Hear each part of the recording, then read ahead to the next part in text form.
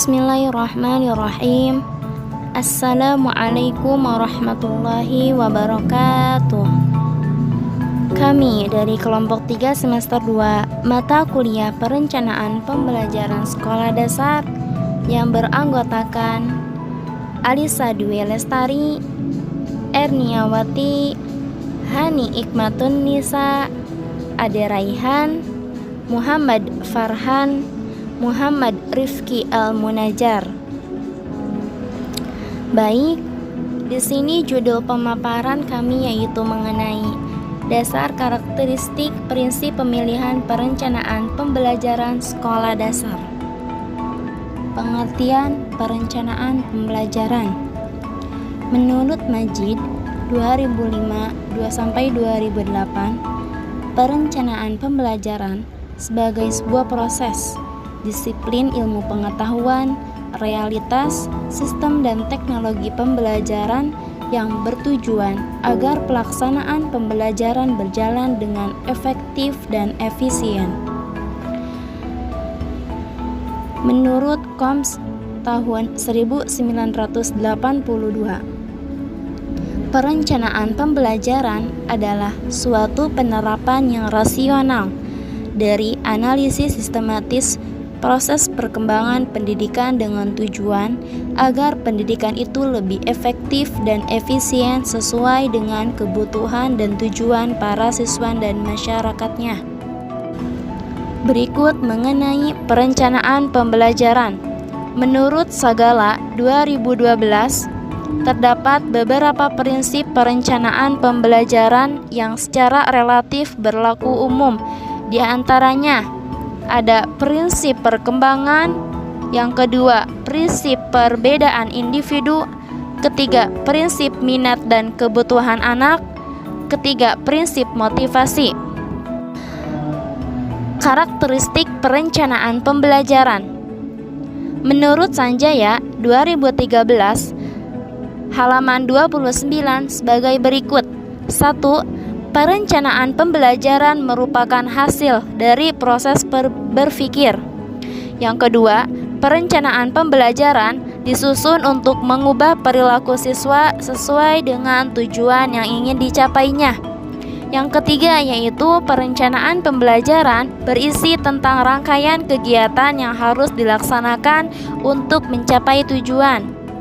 Adapun menurut Banghart dan Trull, sebagaimana dikutip Harjanto tahun 1997, bahwa karakteristik perencanaan pembelajaran adalah 1. Merupakan proses rasional. Yang kedua, merupakan konsep dinamik. Yang ketiga, perencanaan terdiri dari beberapa aktivitas. Aktivitas itu banyak ragamnya, namun dapat dikategorikan menjadi prosedur-prosedur dan pengarahan. Yang terakhir yaitu perencanaan pembelajaran berkaitan dengan pemilihan sumber dana. Selanjutnya mengenai komponen-komponen perencanaan pembelajaran. 1. Seorang siswa. Proses pengembangan dan proses perencanaan pembelajaran. Siswa diharuskan untuk menjadi pusat dari segala kegiatan. Yang kedua yaitu harus adanya tujuan. Tujuan-tujuan khusus yang direncanakan oleh guru meliputi 1. Pengetahuan, informasi, serta pemahaman sebagai bidang kognitif. Yang kedua yaitu sikap dan apresiasi sebagai bidang afektif. Yang ketiga yaitu sebagai kemampuan sebagai bidang psikomotorik. Baik, selanjutnya komponen-komponen perencanaan pembelajaran. Yang ketiga yaitu kondisi. Kondisi adalah berbagai pengalaman belajar yang dirancang agar siswa dapat mencapai tujuan khusus, seperti yang telah dirumuskan. Pengalaman belajar harus mendorong agar siswa aktif dalam pembelajaran dan juga baik secara fisik maupun non-fisik. Yang keempat yaitu sumber-sumber belajar. Sumber belajar berkaitan dengan segala sesuatu yang memungkinkan siswa agar dapat memperoleh pengalaman belajar. Yang kelima, hasil belajar. Hasil belajar berkaitan dengan pencapaian dalam memperoleh kemampuan sesuai dengan tujuan khusus yang direncanakan. Selanjutnya, kriteria penyusunan perencanaan pembelajaran. Kriteria penyusunan perencanaan pembelajaran. Perencanaan pembelajaran itu dirancang bukan hanya sebagai pelengkap administrasi, namun dirancang sebagai bagian integral dari proses pekerjaan profesional, sehingga berfungsi sebagai pedoman dalam pelaksanaan pembelajaran. Dengan demikian, penyusunan perencanaan pembelajaran merupakan suatu keharusan karena didorong oleh kebutuhan agar pelaksanaan pembelajaran terarah sesuai dengan tujuan dan sasaran yang ingin dicapai. Menurut Sanjaya tahun 2013. Menurut Sanjaya tahun 2013, kriteria penyusunan perencanaan pembelajaran meliputi 1. Signifikansi, 2. Relevan, 3. Kepastian, 4.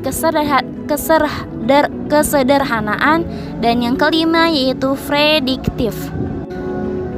Baik, mungkin hanya ini pemaparan dari kelompok kami. Sekian pemaparan dari kelompok kami. Terima kasih banyak kita panjatkan kepada Allah Subhanahu wa taala dan juga kepada dosen dan juga kepada Dr. Andes Rusi Rusmiati Aliyah MPD sebagai dosen dalam mata kuliah perencanaan pembelajaran yang sudah membantu kami dalam menyelesaikan tugas ini.